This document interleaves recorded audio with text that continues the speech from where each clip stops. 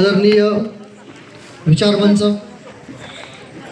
मित्रहो, होऊ घातलेल्या या निवडणुकीसाठी आज या ठिकाणी आपण जमलेलो आहोत.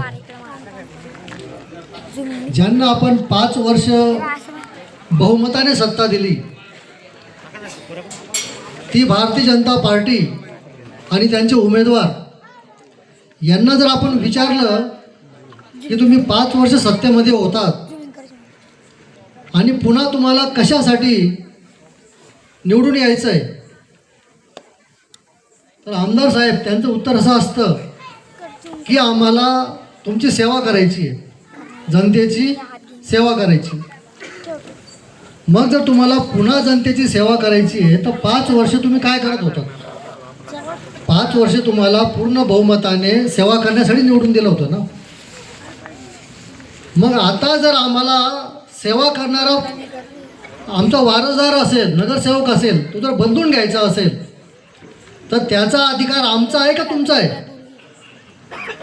आमची सेवा कोण करेल हे ठरवण्याचा अधिकार तर आम्हाला द्या. तर तो सुद्धा अधिकार हिरावून घेण्यासाठी तो पक्ष अक्षरशः आसुसलेला झालेला आहे.